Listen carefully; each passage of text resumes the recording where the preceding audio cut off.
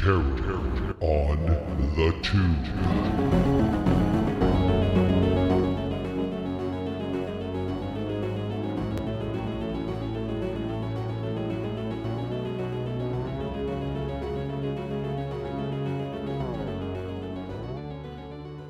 Welcome to Terror on the Tube, where we watch and discuss horror and suspense made for TV movies from the 70s, 80s, and on rare occasion, the 1990s. I am Gilman Joel, and my co-hosts are Pumpkinhead Peter. Hi. And, of course, the horror unicorn, aka Allyson. Hello. All right, so we are here to discuss a movie with a deceptively From Down Under. from Down Under, a movie with a title that made me think it was going to be one thing. Well, they're doing there exists. There's Well, a no, couple I of don't, by the way, different I versions don't out there. mean that kind of thing. Oh, Because they're those kind of night nurse movies. No. I'm Mhm. referring to, in my head, I saw 1978, The Night Nurse. I figured either sexploitation or I thought what I wanted, because I'm weird that I'd prefer this, I wanted nurse working at night in a mostly abandoned hospital a la Halloween 2, Okay. and there's something in there with her. That's what I was praying for. That is not remotely what I got, but we will get into that, I'm sure, as we go through this particular subject. Let me bring up our, okay. And also anybody that is watching, or rather listening, listening to the audio only version of this, of course, go to Mom and Pop Video Shop on the YouTubes, where you can watch the video version of this. But in the meantime, Peter, do you have a Yes. synopsis? Yes. Okay. Hang on. Let's see. It's a really short one here. A private nurse uncovers strange goings on in the home where she's working. Yes, that Yes. would be the IMDb version, because I've also got it right here that's going to play Yeah. underneath us That throughout was the a duration. Weird one, actually. I think it's better over on. Hang on, Wikipedia. I think that describes it better. Yeah, but that's more the plot. But You give yeah, the whole plot sure. of it. Yeah. Yeah. Yeah, let's not describe the entire plot. So, Oh, by the way, yes. we need to Yes. get this out of the way. It was first aired as, I think, because this is an Australian TV movie, so it's getting information is a little bit harder, I noticed. Let's see, November 5th, which was a Sunday in 1978, and it was on the 7 network, was what the channel was called. So Okay. Sunday, November 5th, 1978, on the 7 network. Well, for those that are out there, any Australian listeners maybe know what the 7 network is, but we do not. Apparently, there's something called the 9 network too, because when I was looking up, so I don't know. I have no idea. Well, like but, there's the BBC 4, so I think it's common like maybe that. in other places to just have a numbered name for a network. I hope instead of- Heath is listening. If he's here listening, let us know, please. Yes, please do.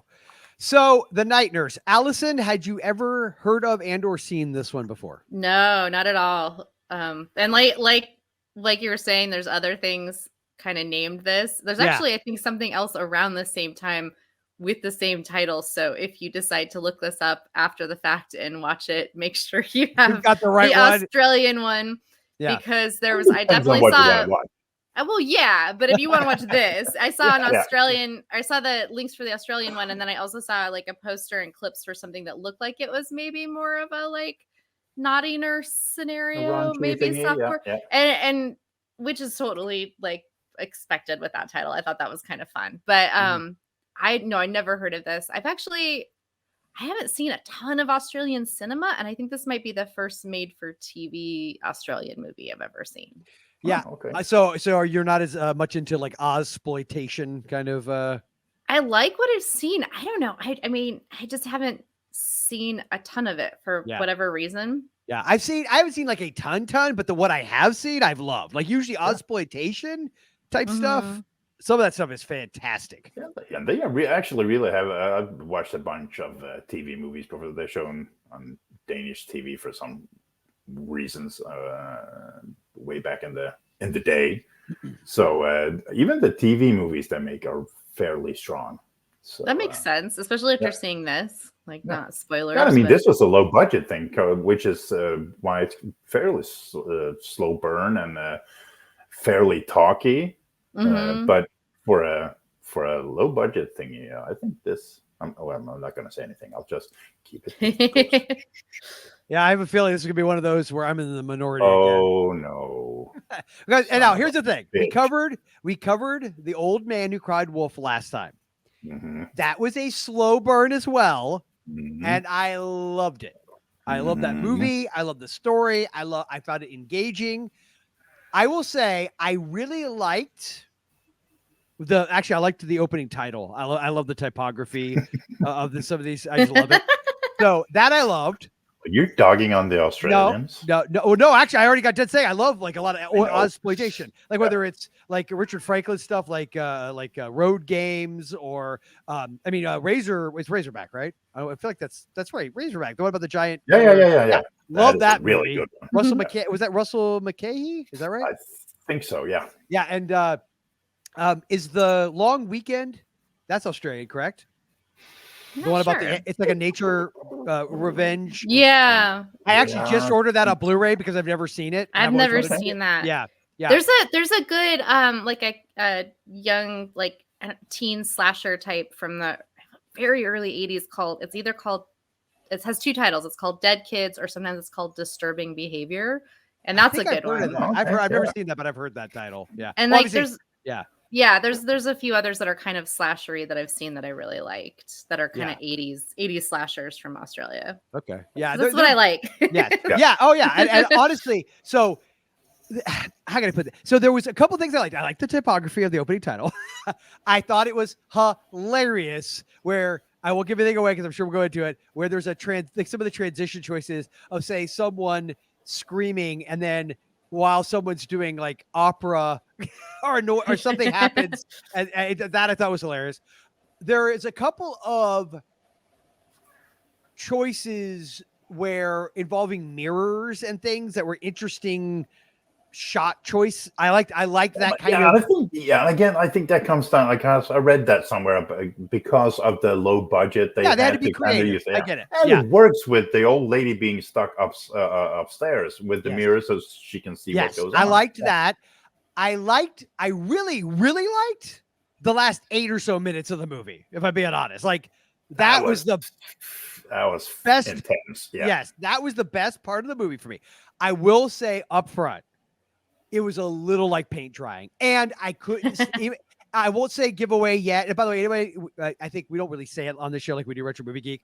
We don't we don't spoil. Sometimes we do because you kind of have to, right? And we probably end up will. If you haven't seen this movie, I would say it's not that it's not worth seeing. Like we have definitely covered way worse movies for me. Like that's for sure. I acknowledge that, but it just. I get 100% my fault. I had a certain thing in my head I wanted. That is not what I Never got. had expectations. That is know. the story. Yeah, that is the story of when Joel hates something. He's like, It really I is. thought It's it was always going to be this other yes, thing. I know. I guess what it was. I was so. And then now here's the thing. When I thought it was like the whole nurse at home in this old lady's house, I was like, Getting okay. jiggy with it with an No, old man. that's not what I meant. But that's I just thought I was gonna be more suspenseful. Like this, IMDb has this listed as straight up horror. It is not a horror movie. It is barely a thriller, I guess, Well, technically. it's It's a kind of. psychologically- TV. It's a TV yeah. horror, though. Like, there's a lot of stuff that falls under. Okay, you got to remember. Like, we watched a couple years ago a Patty Duke movie where she's like mildly possessed. Yeah, where she's like mildly possessed by Yes. her husband's murdered ex. If I'm Yes, remembering this yes, right. Yes. And that was very slow. It was very atmospheric, but like nothing really happened. Yeah. scary happens. Nothing really gory He happens. just waited. I mean, the closest I feel like the closest like pure horror that we've gotten in a long time with a TV movie was when we watched Don't Go to Sleep just recently, because that really, it didn't show things, but it implied and hit you with horrific events happening one after another, and it was creepy and it was sinister. Or like the segment, the Bobby segment, Yes, from absolutely The Dead of Night. Is Dead that of Night. the- Yeah, Dead of Night. Night. Yes. And also, was I would chilling. argue, speaking of Valerie Harper, I would say The People Across the Lake, I feel like is a horror movie. I mean, it's got Yes. Yeah, you have different, like when and Night Drive or Night Terror, whatever. Yeah. I think that the ending of this, it's not as elaborate of a reveal as in The People Across the Lake, but it's a similar vein. You have, you have some mentally ill, elderly, older people. I wouldn't say elderly, but like, the one lady who's the diva. Yeah, She but is, like yeah. you have, well, and I'm thinking Akita's back to the grandmom. character and The People Across the Lake too. So you have, and then you have this like hidden area where the secrets are literally buried and stashed and left to decay. And so I think if that's, I mean, that has a lot more action and there's a little bit more of a body count that we actually get to see happen. But there's a murder like right off in this. Yeah. Like, so She put him when she kind of hides him in the room. Mhm. Then when you see how she's hidden it, I like she just moves the chair and whoop, there he's just sitting there. I was like, okay. So she was, I don't know, I do find it a little bit of a stretch and I know I'm being just a total dweeb at this point, but that lady who was probably late 50s, early 60s is like lugging this guy's corpse around. Yeah, she was, yeah. I mean, really, the by insanity, herself. I don't know. You know what? Who she kind of a little bit reminded me of? Who? What was that? Was it Danvers from Rebecca? That old yes. It's a Dan. What is she called? Oh, you're talking about the woman that totally. And Yeah, she's she had like those harassing the new bride. Yeah. You'll never be as good. Yeah. Yes. I mean, It's been a while since I've seen that, but yeah. Yes. If the acting from the mains, or at least from the two older ladies, it's really good. I will say this. I agree. I think the two older ladies were the best. Like that was. Yeah. I think the main was it Prudence? Wasn't that her name? That was the nurse. Yeah, the nurse. She's the night nurse. Yeah. She was a little like blank. Flat. And I'm gonna tell you right out, her boyfriend or whatever. I thought that guy was such a tool. I couldn't even first of all, how it ends up with him at the end. I was like, oh, thank God. They probably did her a favor. I know, but here's the thing. What was so confusing. Okay, so there was things I was just honestly, and if we're being truthfully and true and honest about this, I kind of I watched it, but it's one of those like where I had it open in one screen and the other, I might have been doing other things just because I was getting so like about the whole thing. So I was confused. Now maybe I don't know if this is the movie's fault or my fault or both. So for instance, right off the bat, the Prudence goes back to that guy. What was his name? The guy with the beard. Rick, right? Was that it? Her boyfriend? Yeah, the boy, Gary Day. The ex. Yes. So was he the boyfriend? Because at first he was like, he always acted like a brother. He acted like a brother. Yeah. Or like a brother who's tired of his sister living there. Because the way he's just like, oh, are you going to finally move out? Like, you know what I mean? Like it felt very familial. Yeah. No, like I think way. I think what I took it from it was they had been boyfriend and girlfriend, but they broke up and she was moving out, and which is why I think she took this job to get away. Yeah. So what did I miss? What did I miss that like the transition from how he was treating her at the beginning and that she was just kind of taking it to where he's suddenly like helping her and willing to go paint the portrait of the diva. Like where I feel like no, he wasn't willing to go. He's the one who suggested it because he was kind of tired of painting. What would you say from to the backs of the cornflakes cartons? Yeah. He wanted to paint something to make him quote unquote famous. And since the diva was a famous opera singer, he saw a chance to finagle his way in because of his ex-girlfriend, so he could paint her and get a name for himself. So that's he was that makes sense. Yeah. So I kind of like. I didn't think this was quote unquote boring. It was a slow burn, but I like because I was fascinated with these two ladies, and I mean I didn't expect at all how it actually turned out in the end, because I was certain it was going to go another way. But the interaction between these two ladies and what it turns out to with the book and the game, and I'm doing quote fingers here, is, I wrote down, this is one messed up household. Yes. And I will say this, Peter, this is the reason why I love the last 8 minutes. And what makes me lament that I would have loved it more, I think, had that been revealed within the first 10 minutes. Like, I think this could have been one of those psychological thrillers where we, the audience, know how insane the diva really is, and that this is some bizarro. Yeah, they could have. Yeah, Like, rather than trying to do the mystery thing of like, oh, is the housekeeper lady really just ripping off the old lady? Yeah. That's so boring to me. Like, but as soon as it went into that weird, almost like Norma Bates, like we're keeping corpses in the basement and like all that stuff. And don't forget killing Rocky the goldfish. I know. How did that happen, by the way? What did they He got Jello. Yes. Did they Jello him? Yeah. I played it back twice. I'm like, did they put gelatin in the bowl? What is happening? Like, what? Holy hell.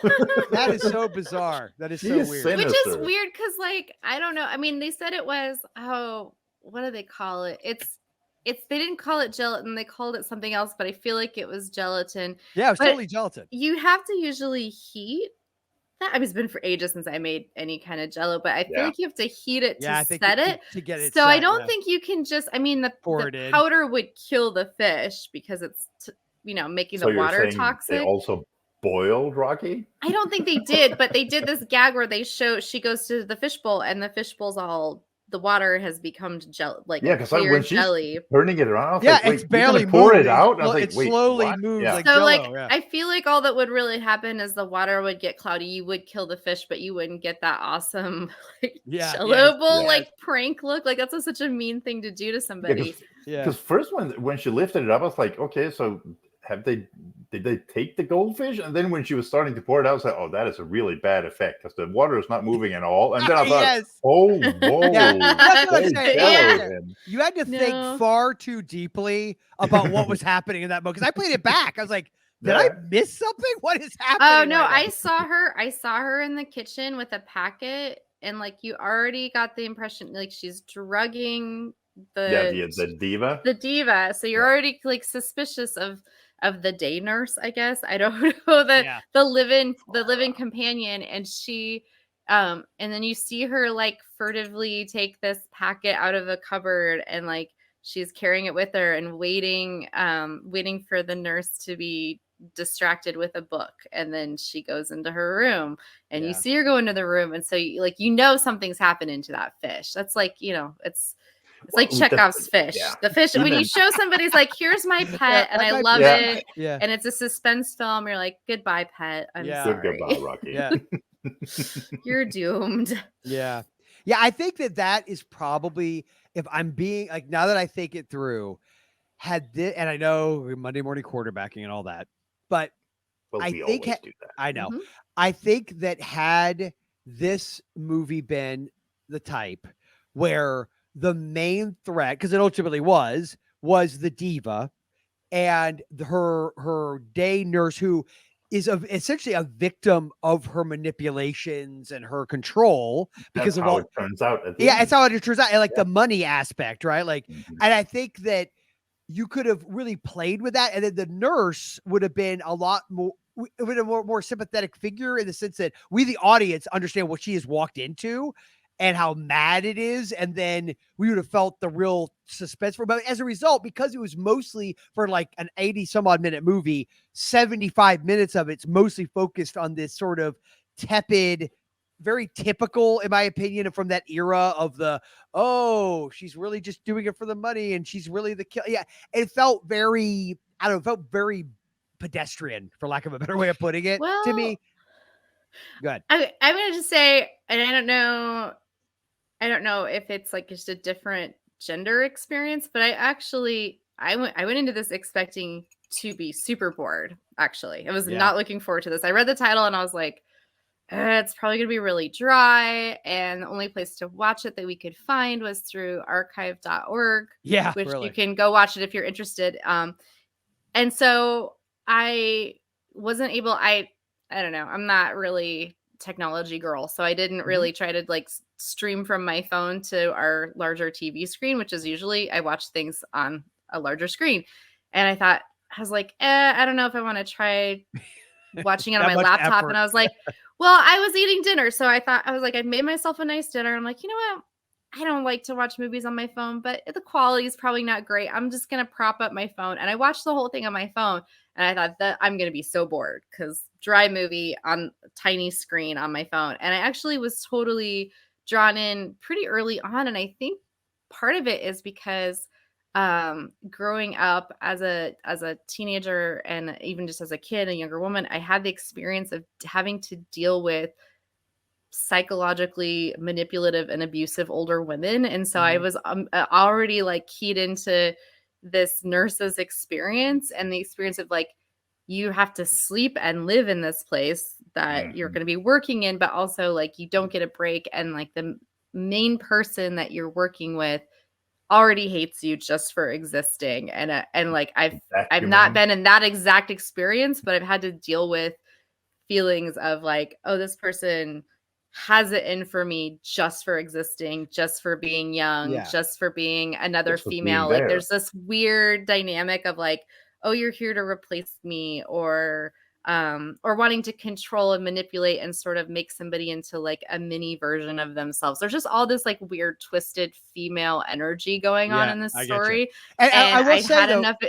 I just want to say, but to your point, that I felt really came through in the last 10 minutes. You know what I mean? Yeah, I felt it from the beginning. Really? I was like I felt on edge for this girl. Okay. So I thought like had the diva and like what she does, I think with her voice, where she kind of gets very all of a sudden, like, which I thought was awesome. I love that. And that's when they're playing the game, the different characters. That's what I'm saying, because that was only dropped and that idea was kind of like just like dumped on us at the end. I felt like what, like it would have, I don't know. For me, this would have been so much more powerful because I get what you're saying. I totally get what you're saying, Allyson. I guess I just feel like it would have all come across for everybody who hasn't even like experienced that, had it been more clear from the outset of what the hell was going on. Like, I just didn't feel like it was super clear that, other than like, I took it very superficially at first, that the housekeeper lady is in cahoots with this guy that shows up at the beginning. They're ripping the diva off, right? They're taking advantage of her wealth and her being, stuck in her room all day and all that kind of stuff. The diva, in a way, is kind of like the real victim in a sense. Yeah, and I get that that's what they were trying to get us to think. But I find that boring. Like, it's that idea is boring to me. Whereas I find the idea of what you're talking about, like, had that, because that dynamic between the diva and what was the housekeeper's name? Clara. Clara. Okay. Yeah. Clara. Yeah, and Betsy was the corpse, right? Or Bessie. Bessie. Yeah. That was the. Well, like I started to early on, because you have these moments where Clara just seems like she's a rigid control freak, like at the beginning, and she hates change, doesn't want this person here. But you've already seen her kill somebody, and I never really thought it was clear she's selling these paintings, and the diva doesn't know about it, because the diva has this amazing art collection. If you haven't previously watched this yet, which I would say go watch it. But I felt like she was clearly overprotective of this person and also emotionally dependent on this person. So I felt like, no, she's selling the paintings to keep up a lifestyle that the diva is blissfully unaware of, that she can't really afford anymore. And so it made total sense to me when things were more revealed that these two are really codependent and both mentally ill. And I also felt like, had this movie been made recently, you would have probably had are they lovers, the two older women? Were they? Probably, did something happen there? Because there was kind of like, why else? There was just a lot of like, I mean, I feel like you could probably have platonic codependency as well, like that happens with like siblings and family members. But you know, they were adults when they met, so it just felt like maybe Clara was in love with the diva when she was younger and like Yeah. super devoted to her and willing Yeah. to play all these parts and do this theatrical performance to keep her dead friends alive, which is something, even if you just wanted an inheritance and you were just a really controlling loyal servant, you wouldn't be like down for really getting into that whole thing. Yeah. Yeah. So I think the real lesson I take away from this is I should have A, watched this on my phone, and B, paid attention. Yeah. I think so. Just watching it on the phone is kind of, because I did the same. I watched it on my, to be fair, actually, so the three of us, I watched it on the bigger screen. I mostly watched it either, it was like a combination of my laptop, and then I had another like 20-inch monitor next to me that I moved it over to at one point. So I watched it on a quote unquote, I mean, it was a huge screen, but a bigger screen. I'm not going to lie to you. I feel like I'm now partially spoiled because we've had several of these where I could watch Creature Feature. And Jackie Kong was co-hosting those. And so I feel like I got so used to like loving the in-betweens. You know what I mean? That I'm like, I think because the version that is online is released by Paragon on a VHS, so it's a VHS rip. Apparently, you can get it on VHS somewhere, but this Paragon release was the American release, which was the only international release, I think. So that's the only way to see version online. Yeah, it's funny. I did want to go into the writer and director. So the director is a guy named Igor Ozins, I guess, and he looks like he had done a decent, I mean, like a little bit of TV, mostly TV stuff. Yeah. But now the guy who wrote it, I honestly, the part of the problem was, I think I went down a bit of a rabbit hole as I was watching the movie. Normally, I don't look up much, if anything, about a movie as I'm watching it. Wait till afterwards. But again, because I was kind of, especially in the middle of this thing, I was like, okay. And I looked him up, and number one, he died at like 41 years old.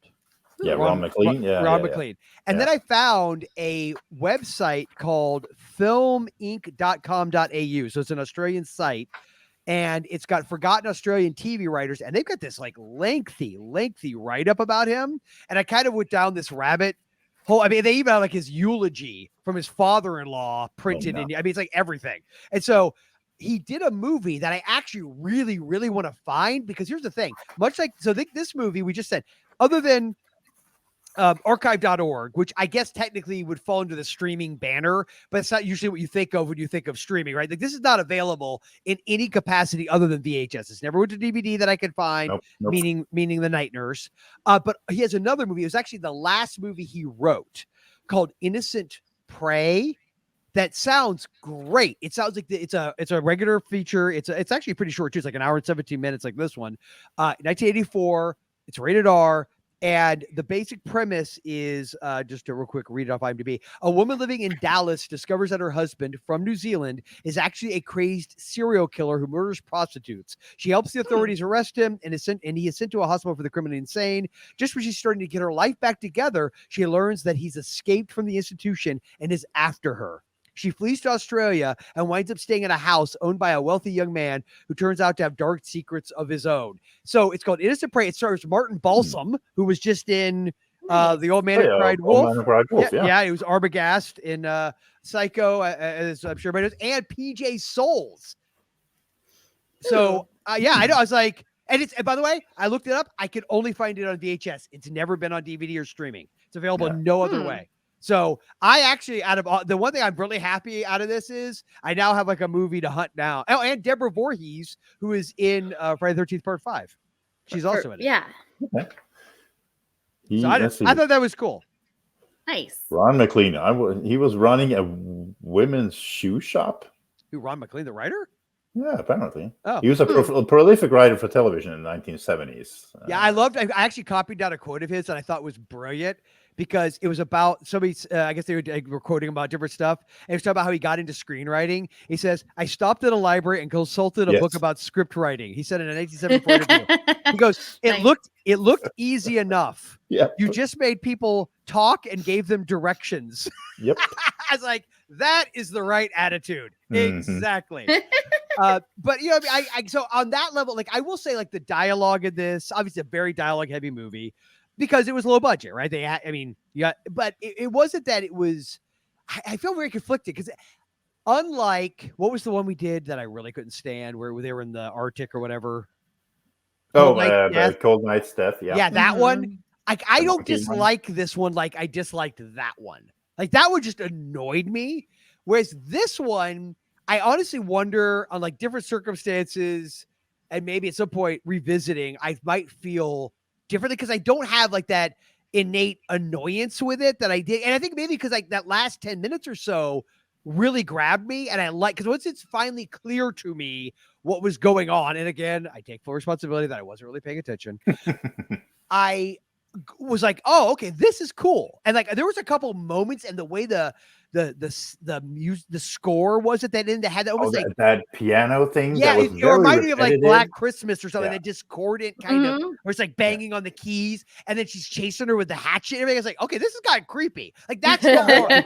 That's the horror part of it, right? That was the horror. With the piano, I was standing there. This is very repetitive because it's kind of like the same over and over again. But after a while, it kind of gets to you and puts you a little bit unease. Yeah. Which well, it's a low budget movie. Maybe they just had this and play over and over again.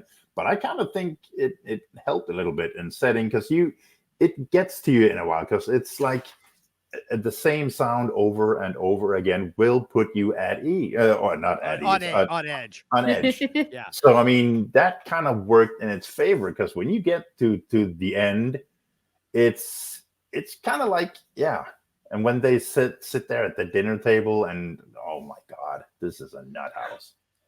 Yeah, we're boring Allyson. No. And I think again, it's because you see a little bit of the differences between this Australian TV movie and the American TV movies, which I was kind of looking forward to see if because it's not like it's two different medias or anything like that, but there is a little bit of a difference between them still. Some of the ones we've seen and this one. So maybe that plays into it. I know for a fact that we have another Australian TV movie on it. I'm not going to say what it's called or anything, but I know there's one more. It's not called Innocent Prey, is it? No, I don't think that's. Is that a TV movie? No, I don't think it was. I think it was. Yeah, that sounded like theatrical. Yeah, yeah, it was theatrical. So, all right, so Allyson, what other thoughts do you have there? Because I feel like no, actually, it's the other three of us, but actually, you and Peter both seem to really like this movie. But I would say, like, you seem to have a different reaction to it. And again, I can't take full responsibility. I really should have paid better attention. But do you feel like though? So did you get you felt like you got the whole game thing early on? Because like to me, I didn't really get that till towards the end. Well, not so much that there was what the specifics of the game were, but that there was something. There's something you feel the shift. There's something wrong, and that it's not just one-sided. Like I think it's subtly. First, you're looking at Clara, and you're thinking Clara's the psycho, Clara's the bad one, but like. These two women have cohabitated for like decades. Like I think they said like 40 years or something. Because they keep talking about, since the war.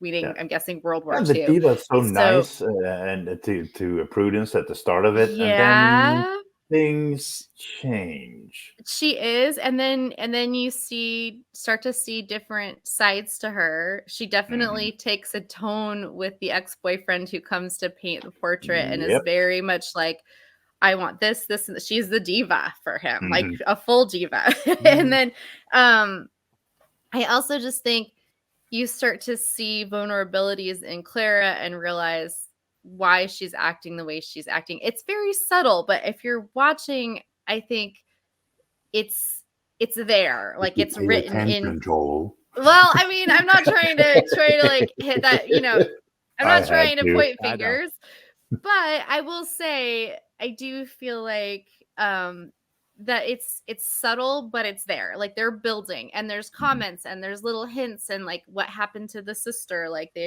there's mentions of objects that are very valuable that belong to her, and then there's old photos, and there's just all these like little allusions, and then you start to see more and more of like, who are these visitors that the diva's having come over that Clara says aren't there, but then she, the nurse hears all these voices. Yeah, she definitely hears distinct voices as she's walking by, and all this laughter. And so it's like, what's going on there? And it gets more and more revealed. It's like these two women have a very insulated world. And I've seen a lot of other movies where people have an insulated world and they don't interact much with the outside world, and how that can really feed into poor mental health. As much as I like to sometimes like hermit and push the world away, like we all have that urge sometimes, right? But like if you live with somebody who's willing to play that game with you and then not challenge you to get outside your comfort zone once in a while, then like some madness can take hold. That's good fertile ground for that. They're fueling each other's madness, I think. They actually, the phrase that came to mind was fully ado was the madness shared by two, which I learned from the X-Files as a teenager, because there's an episode about it. There is. Well, they remember the documentary Grey Gardens about the two. I never saw that. Yeah, it was like two sisters that were like I've heard of it, very rich, and they were completely isolated from like, and they were. And so here's the thing, and this is why I guess, and again, I know I should have paid better attention, but one of the things that struck me especially the end, I'm just going to go with a bunch of hypotheticals here. Had the diva been really revealed to be what she was and what was going on from almost the jump, like if she had truly been the real, because she is the villain, she's the main one. Again, at the end of the day, Clara is being manipulated just like ultimately Prudence is. And there's something about, and it's a subtle thing, and maybe I'm reading way too much into this, but I think there's something interesting there, and it's very subtle. Back to subtlety. It's very subtle, this idea of the aristocrat, really rich person using these two very like working class people battling each other and killing each other essentially for her own. Setting them up against each other too. And like, there's something like an interesting thing there, like, and I'm not talking about like statement in like a beat you over the head way, but just a subtle idea, right? That I feel like had we been more privy to the diva and all that, like all of that had been more evident from the word go, that ending and that reveal to me would have had more power to it than it did, because I think because I was watching, again, as much as I was paying attention, I was very much watching this as a typical, not mystery, but that kind of like, oh, the one lady killed the guy and she's, blah, blah, blah. Yeah, there's obviously a weird dynamic there in the diva with her wig and everything, but go ahead. I have something to say about that. So I'm going to tell a quick little story that I feel like is related. Back in the day at Disneyland, when they first put in dark rides in like the 50s, people rode the Snow White ride, and they were on it, and they were seeing all these scenes from the story, but there's no Snow White. And they're like, why is there no Snow White? And then they were like, well, because you're supposed to be Snow White. So I feel like in this, you're kind of supposed to be in the shoes of the night nurse. And she doesn't know what's going on. She's discovering these things. And I know that the old Hitchcock bomb on the bus thing is a lot of fun.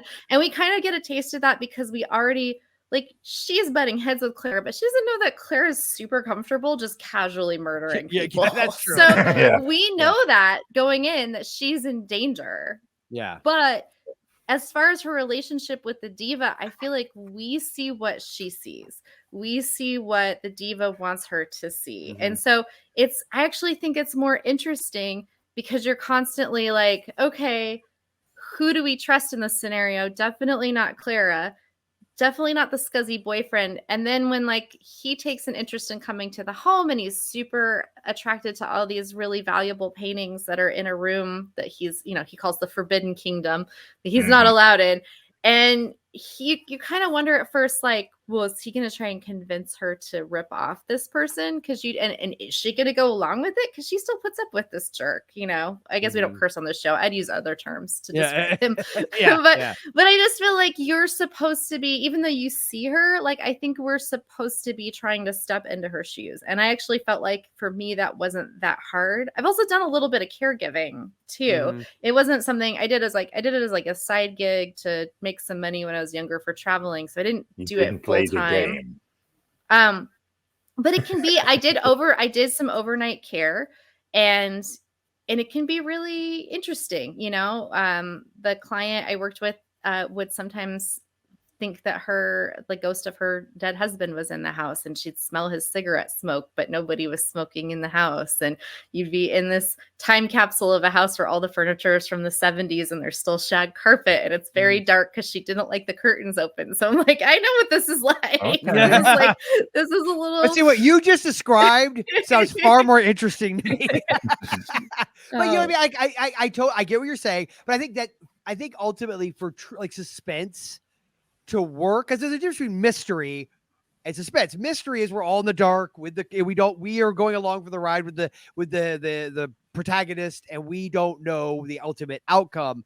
I think though, maybe even just having it be a little clearer and more of a reveal earlier on. And I realize it's only an 87-minute long movie, so you only, how much earlier can you go? But I don't know. And I just don't. There was just so many aspects of it and a lot of it was whenever time they went with her and her boyfriend and they were having their back and forth. I was like, I was checked out. We could have when they're on his. Yes. I don't know. Because where do you live, on a boat? Or where, I don't know what it was. Yeah, but you know what's weird, Peter? And I don't know how you feel about this, but I think what it was too, it was like he shifted from just like abusive jerk. Like at the beginning, he's just being a jerk. And he shifts, but he doesn't shift for like a good. It's not like she revealed. I know, is that the moment? I feel like early on, she doesn't even necessarily let him know about the diva to where like it's not like his shift happens because he's like opportunity. Like he definitely become like that's what ultimately drives him, I think. But I don't know. It felt weird. Like, and it was like the actors, like I don't know, like the way they were directed or something. They were just like.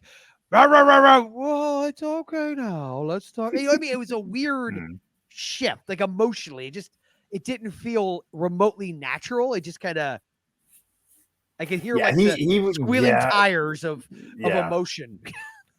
He kind of shifted it from being like, why are you going there? And what are you doing there? And I'll go, oh, the diva. Well, maybe that could help me. I guess I just didn't. I didn't get, and I was paying attention at that point because that's fairly early on, and I just didn't. Maybe that's there, and maybe I rewatched it, like, oh, okay, I see it now. But it's like it was like one of those things where I just didn't feel it, like I didn't get it. And maybe it's the actors, like no offense to them, I don't know if they're still alive or not. Maybe it was their performances were wooden, and I just didn't get what I needed to. That whole relationship with her and the boyfriend, kind of like the relationship that intrigued me was the diva and Clara. Yeah, that was much more when those two were on the screen. That was like you couldn't really take your eyes off it because they're really good actors too. And Clara, what is her name? Kay Taylor. I loved her because the way she shifts from being douchey and strict and everything from when Prudence, the night nurse, tells I have to go like get some sleep before getting up at 9. And then all of a sudden, well, that hallway needs to be vacuumed every day at the same time. But she goes from that, and then you see her like happy and all of that, and then she goes back. She is playing that really good. So I liked seeing that. The boyfriend was kind of like, okay, this is where I can go take a pee break, or because I don't really care about him. Yeah. And so no, I get that. It was. I guess it's just that. Because the game aspect of this, what's that? What's it? Okay. Hi, Drew. I guess because the game aspect, which again, that's the part I personally find the most interesting about this, the idea that the divas use all the manipulation, but because it's not really revealed until that those last moments, it's like that's the mystery in a way, and it's like, well, But that's the most interesting part. I don't want that to be mysterious. I want to see more of that and have it be more obvious. I guess I need to be hit over the head, is what I'm saying. With I honestly think it might be because you did a distracted watch. I think because they like the things that you're saying. fair. I feel like they were there. They weren't loud look at me moments, but the lead up, like, because you see the game being played a couple of times before the nurse Prudence is invited to participate. Yeah, but then at that point we don't know it's the game, so that makes you think, what? But you see that something weird is happening because you hear Clara using different voices and different mannerisms. Yeah, this is 100% and that happens way before, way before the dinner reveal. Like, so you have first, it almost kind of happens in like a stage of 3, because the first stage is that Prudence hears the laughter and assumes there's guests over, and then later the diva says, "Oh, will so and so, these friends, be coming tonight?" And Clara's like, "Yes," and so you're like, okay, so there are guests, and then you see just the two of them doing this thing where Clara comes in a different outfit and has a different mannerism of speaking and ways of moving and laughing, and is relating and basically playing a character. And so you're like, okay, so this is what's going on. They're having some kind of elaborate pretend game for the benefit of the diva. And that's who her friends are. I'm doing air quotes. So yeah, it's like 1, 2, and then 3 is full on. And now Prudence is in on the crazy, but she doesn't know about it. She just hears voices and sees things that are off and maybe witnesses a costume change or something. And we see that. Yeah, I think also that, like, even the game is set on to kind of like make the diva feel good about it. But I think also, and to some extent, Clara likes playing the game to some extent because that makes her validated in some. Because after it's revealed that, I mean, the diva is, again, she turns into a complete douche and turns all her assets over to Prudence, and they are basically leaving Clara with nothing. And that's when Clara sees that she's kind of maybe being pushed out, and she sees herself, maybe she will end up in the cellar next to the other dusty corpse.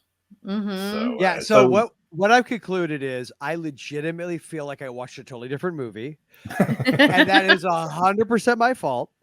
And moving forward, because I can't remember the last time I watched one of these on my computer. I almost always watch these on our TV. And again, if they're creature features, I absolutely always watch that version. So no matter what, the next one around, I'm going to make sure I take the time to actually watch it on my, because the other thing is I was like, everything you just described, and I like subtlety. I don't need it to be like, I get annoyed when things are slamming me over the head. So it's like, why did I miss all of that? Like everything you just described, I'm literally going through my brain going, I don't remember any of that at all. It's almost like I didn't watch the freaking movie, and I did. I watched this movie. I did watch it. Like I remember the ending. Like I actually liked the very, very ending that Prudence bolts out, and the hold on the diva. No, you can't leave me alone, and all that. I'm always really surprised at how much I can miss when I'm trying to do multiple things at once, because I listen to podcasts a lot, like all day long. I work from home, and so sometimes I'll be tempted to look at my phone, and I can't read anything and also listen and understand what's being said. And so sometimes I'll like pop back up and it'll be halfway through a story and I'm like, wait a minute, what are they talking about? So I have to go back and cue it back. And then the last couple movies we've watched, like especially with The Old Man Who Cried Wolf, I kept being tempted to like go to the kitchen and like get something to drink or grab something to do while watching it. And then the further it progressed, I was like, no, if I leave, I'm going to miss something. There's just like quick, subtle things that movie was very layered. I felt like in what it was doing in the storytelling. And so I need to pay attention. Like there's a lot going on here. And this one wasn't quite that way. Like I feel like there were some scenes you could have gone up to go refresh your tea or whatever during, and maybe not miss a whole lot. But whenever if the you- boyfriend was there. Yeah, actually, like the plot doesn't move as well when he's there. No, So I guess no. if I was gonna do the armchair quarterback thing, I would say if they'd made this more of like a bottled story where you never leave the property Yes, and people that's what I come to was the thinking. property, it would have 100%. There been you go. tighter for sure. Like you didn't 100%. need the boat stuff. And you And could have, he and then could've- and then it would have been, you could have really done even more with the real Nightmares, Prudence, hearing Mhm. things and seeing things and being like, what is happening? Like the weirdness Mhm. could have gotten weird. That's what it is. Yes, if it had been more contained, one primary location, delete the boyfriend entirely. Maybe you just have some guy who's coming to do her portrait. Why not? It doesn't have to Right. be the You could do boyfriend. that, or you could even have the boyfriend come visit unannounced, like Yeah, he's sure. not supposed to, and then he gets Fine. killed because Fine. he's Fine. an intruder. Because the diva I mean, whatever gets you need for the annoyed. body count, you know. But you could Yeah, work exactly. that in. But you Yeah. don't need to have you don't need to go off estate, I feel like, for this story. Go to the boyfriend's boat, have coffee, all and of sit that. there That talking about was, like and that's the problem is, so full disclosure, what I was doing is I may have had Photoshop and like Premiere open on like my laptop, and I may have been like creating some things for this show and some other things, and like being like, well, okay, you know, like that, a lot of that. So, I agree with you though. I think had this been way more self-contained in the one location, but that way you could have focused way more on Prudence as a character, not needing him as part of it. He could have shown up, but he didn't need to be like her sidekick. That's what it felt like. It felt like the two of them were solving the mystery together. And I'm like, I don't care. Like I didn't care about any of that. So that's my own personal take on it. But missing the subtle things is 100% my fault because I really wasn't paying that close attention. Lesson learned, kids. Moving forward, I will not do that again. No, but the interesting part were the interaction between the diva and Clara. So yeah, that's that we I don't could take away a bit of Rick and put in more of that. Yeah, but yeah. So yeah. All right, well then I guess then unless you guys have something else you want to contribute to the night nurse discussion. Well, I kind of like the fact that the book the night nurse was reading to the diva. What was that? Was it Treasure Island? Yeah, Robert Louis Stevenson. Yeah. Again, I remember her reading something. You didn't even catch that? Oh wow! I completely, I like. Listen, I still she's have reading the book now. That's my great. first copy that I got when I was a kid. I got Treasure Island, the Danish version of it, with I think there's illustrations, and I have it up in the attic somewhere. Ooh, so nice. I read it as a kid. I love that story. That's cool. So that's what she was reading. Well, there you go. So one more thing I missed. Well, they do go back a little bit, and then because she wanted to know about the what was going on in that story, but she had a good library when the night nurse was snooping around, which Clara didn't like. Yes. So well, I would say because if memory serves, this movie was my fault, right? Didn't I pick this one? I like how we're assigning blame to Ray. Yeah, I know. Vicky. I know. I think that's funnier. So, okay. All right. My turn, I guess. Your saying. turn. Your turn to not pick the night nurse. All right. Oh, we're picking? Yeah, we're picking, man. Yeah, we're moving. Hang on. Let's see. The next movie that Joel's going to actually sit down and watch and pay attention to. Okay, so we're like Joel didn't really like this so much, and you and I liked it. That's fair. And I was expecting not to. I didn't. Twofold. One, I didn't pay that much attention. I should have. But two, it really truly was. I'm thinking I had in my head, because my absolute favorite thing about Halloween 2 is the location. Like because I remember I worked for did like construction type work, helping. They would build like cell phone towers and crap. Which, by the way, in Florida during the summer is a lot of fun. You get heat stroke from experience. It's great. But that aside, I remember one of our jobs was at the Tampa General Hospital, and we actually had to go they had like a basement area. And I remember, I've been walking around. It wasn't a crawl space. It was full like in Halloween too, like when they're walking through, and it was like even the hospital was a busy hospital under there. It was so desolate and empty, and I just remember like under my breath doing like the terrifying. Even during daytime. Yes, it was. This always during the day. It was so creepy. Done that, been there. I was hoping I was hoping it was going to be more of that. But then when I saw, okay, it's a woman who's stuck with this, rich old lady. I'm like, okay, cool. It'll be at the estate. But to your point, then we end up like half the time spinning it on her boyfriend's houseboat, whatever it was. Yeah. I mean, I like the way you said stuck, because that's also kind of a little bit of a theme there, because Clara is stuck because she basically has nothing. And she's just waiting for the diva to die to inherit stuff. Yeah. And the diva is stuck on the second floor because she's in a wheelchair. But here's the problem. As this is a thematic thing, how much more interesting would it have been if Prudence was also stuck? Maybe what we do is we get some backstory. Like when at the beginning of the movie, she's dropped off in a cab. That's all she got is like what's on her back or whatever. She needs this job. She needs this job very badly because she's running. Maybe because her boyfriend was an abusive jerk. At least he came across as one. She's trying to get away from him. So she's stuck. She can't leave. She needs to get this job and get away. It could have been, I don't know. I just feel like there was a lot of potential for me there. Again, had I paid attention. And another question. Yes. Anyone like the opera stuff in this? Not really. I'm not an opera guy. I'm not really an opera my stepfather sang opera and stuff, but I've not ever been. Recognized songs. Of course you did. Yeah. You're a European, opera. Of course you did. I love that. Oh mia Babina I love opera. I don't dislike it, but I'm kind of opera neutral. It doesn't really grab opera me. Neutral. I like that. Well, some people can't stand it, and I'm definitely not in that camp. Yeah. But I definitely, my stepfather was an actual professional singer, and he did opera and he did other things. Nice. So maybe that's the problem. Ate my bag, and it's not because I had like a bad relationship with my stepfather. I mean it just in like like sometimes when you're around stuff, you're like Like I've never been into opera. That's just a personal thing, but to each his own. Good for you, Peter. Good for you, Peter. No. He's my stepfather. My stepfather's also native European as well, so maybe it's a continental thing. I think you told me that. Yeah, so there you go. So okay, the movies left are 1, 4, 9, and 10. 1, 4, 9, and 10. Come on, Allyson. All right. Wow, pressure. Allyson picks good ones. I pick all the crap. I didn't. Let's try number 1. Okay. Oh, there's the pick. Let's see. Number 1. Oh, okay. I think Joel will like this one because I've heard him jonesing about this. It's from 1972 and it's called When Michael Calls. Oh, okay. Oh, okay. no, but I remember the title. I've seen it. Oh, you have? Uh-huh. Am I going to be annoyed? Do I need to pay lots and lots of attention?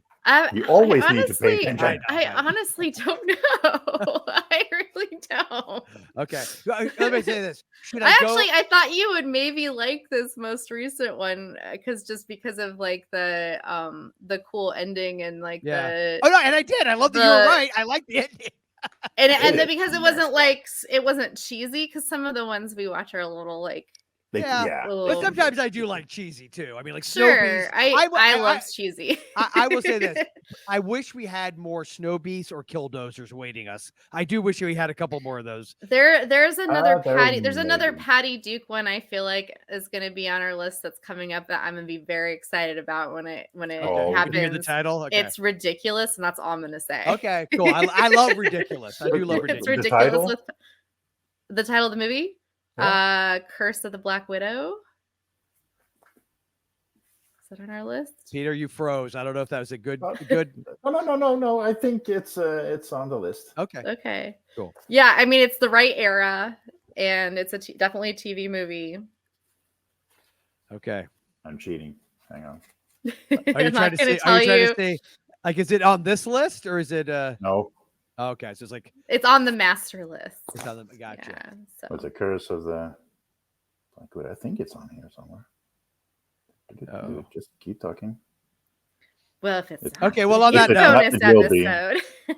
So the next movie is When Michael Calls, which here's the thing. I'm going to go with zero expectations. I'm not going to build it up as it's got like a When a Stranger Calls vibe or any kind of slasher movie. I realize it's probably not that. Curse of the Black Widow. Mm-hmm. Yeah, that's what she said. Okay. Yep. It's on. Okay. In the future. In the future. Okay. All right. Cool. So When Michael Calls is our next movie. Until then, though, Allyson, I know I do this every time. You're like, oh. Where can they find you besides this fantastic podcast? Besides here, Well, I'm a resident of Earth. Yes, you are. Sometimes you can hear episodes of my old podcast, The Haunted Davenport, at thehaunteddavenport.com or on Apple Podcasts or Podbean. And then if you are interested in Halloween stuff, you can check out my Instagram, Clark Memorial Gardens. If you want to see my art that I do as a day job, you can check out littlewingfairyart.com. Cool. Peter. Here Mhm. or Retro Movie Geek. Mhm. And we won't go into the shenanigans over there. I kind of like the new setup we have with just like here, picking movies for Mhm. random, because it's You're doing it. I haven't listened to the last couple episodes. I need to check it out. You're doing roulette. Well, the latest one, the first one we did, it hasn't come out yet. I think it comes out this week? It's out when this. By the time this, yeah. Okay. The first one. We already picked our second one, and everybody cheered up. Although I like the first one too. Yeah, Peter liked the first one. Yes. So no, but it was one of those episodes. I'm it's intrigued. A cool list. It's a cool list with some lower thingies and some higher thingies. So they go to Retro Movie Geek for that, or Forgotten Flicks to check out some of our older stuff and read some of my stuff, or they can go to the Undead Wookiee. We haven't recorded anything in a while, or it's Hugh's podcast, but I pop up and we have a list there too. Seems like we have lists all over the place. So that, and well, just all over the webs, Instagram and somewhere. Threads. All those places, yes. You and Daryl, the only two people on Threads. Good for you. There are more. Okay, sorry. There's 4 more people on there besides you two. So yes, I can be found obviously here, Retro Movie Geek, Jay of the Dead's new horror movies. Of course, check that out. I feel like I haven't recorded with them in a while. Well, the last ones where you talked about physical media, and physical. That was like, oh my god, I'm so waiting for part 2 of that, because and I wasn't involved in part Ron 2. Martin, yeah, I wasn't involved in part 2. I'm not sure. I don't even know if Ron got to be in part 2. To be honest with you, I don't remember. But yeah, that was Dave Becker and Ron Martin. 9 hosts on that now. Collectively, yes. Technically, I don't know that I don't know if we've all been on at the same time though. I think maybe once. Almost at once the start when you weren't all that many, you were, but back when there were like 5 to 7. Yeah, something like that. Yeah. I like Max knew the collectors because when he'll get to you apparently. No, I literally just recorded mine with him about 4 hours ago. Yeah, nice. Yep. I like that one too with the collections and all that. So yep. So yeah, people should definitely go listen to that. I'm looking forward to the part 2 of the physical media discussion, because that got heated a little bit. Yeah, it was funny. Dave was like on such a rant at one point. I think that was the episode where I was like, Dave. Yeah, you're trying to get through it. Nothing stopping him. He just kept going. But no, it was fun. So yeah, definitely check out that. And then of course, Mom and Pop Video Shop, which if you want to see the video version of this episode as well as Retro Movie Geek, they are housed there as well. So go check all of that good stuff out. And so I guess unless you folks have anything else to say, until next time, remember, when it's late at night and you can't sleep, you might find yourself flipping through the channels. And if you do, beware, because you never know when you just might stumble across terror on the tube.